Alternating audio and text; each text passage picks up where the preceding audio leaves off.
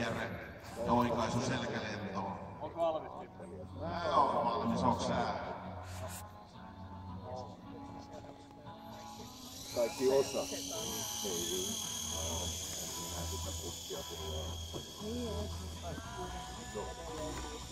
Joka tapahtuu puolelta. Totta kai, se on kiva, että muistellaan, että vieläkin on oikein. Ei, komissaan Alkaa ensimmäinen liike. Ennen tuota keskilinjaa vedetään 40 pinnasta nousuun. 3/4 aakaksi järjestetään sitä pintaan suoraan. Sinne integroidaan tuohon 3/4 silloin mukaan puolikierre. Ja sieltä otetaan roikaisu. Sitten on 3/4 pystykahdekkikko, eli työnnetään puolisilmukka ja sitten täyssilmukka tuonne laidalle. Pitäisi tulla sellainen 8 muistuttava kuvio. Tämä kierreyhdistelmä, jossa ensin 4 kierre yhteen suuntaan, täyskierre toiseen suuntaan ja taas 4 kierre vastakkaiseen suuntaan. Nyt on menossa kuvio 6, jossa tehdään 6 pystykäynnyyhdistelmät, pystykäynnys päällä, puolikierre alas. Sitten on top-hat kuutio. Ja tästä muodostuu sellainen kuutiomainen liike.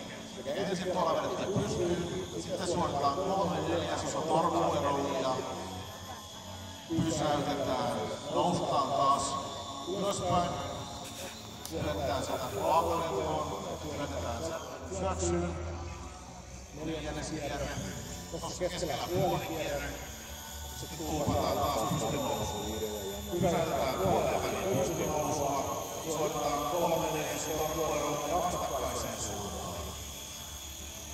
Pysäytetään siihen, taas noustaan, vaakalentoon, työnnetään pystysyöksyyn ja oikastaan selkälentoon. Sitä muodostuu sellainen kuutiomainen systeemi. Puolikas vaakapino 4. kierre alussa, puolikierre kummallakin sivulla, 4. kierre lopussa. Sitten tulee niin sanottu eye catcher, eli 3/4 silmukka, johon on integroitunut 3/4 kierre. Tuossa keskellä pystysyöksyssä suunta vaihtuu. Ja kierre suunta vaihtuu ja taas toinen sama homma toiseen suuntaan. Puolikas vaakatiivallasi ylhäältä. Puolikierre ekalla 45 asteen linjalla. Täyskierre ylös.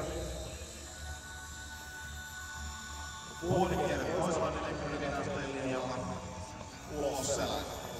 Vaakakolmio. Ensin tuollainen 4. kierre.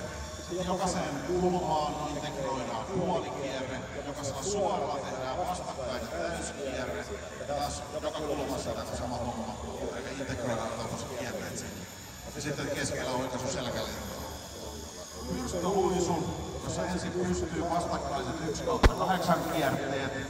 Tämän pitäisi olla positiivinen pyrstöluisu. Eli tuota mahan kautta lunjahdetaan.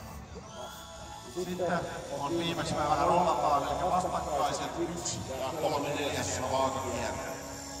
Eli 1 ja 3/4 vaakakierre kumpaakin suuntaan suunnanvaihtoisessa keskellä. Ei tarvitse ihan mennä keskellä. Ja siihen loppuu se finaaliohjelma. Janne vetää vielä jotain pientä näytöstä siihen loppuun, mutta finaaliohjelma oli sen näköinen. Janne oli tosiaan viime vuonna Coburgissa, sieltä todennäköisesti maailman mestaruuskilpailussa 8. Ja nyt tätä uutta ohjelmaakin näyttää menevän sen verran hyvin, että eiköhän siellä tuolla maailmalla rupea kuinka värjäämään. Ripattimen pelastus.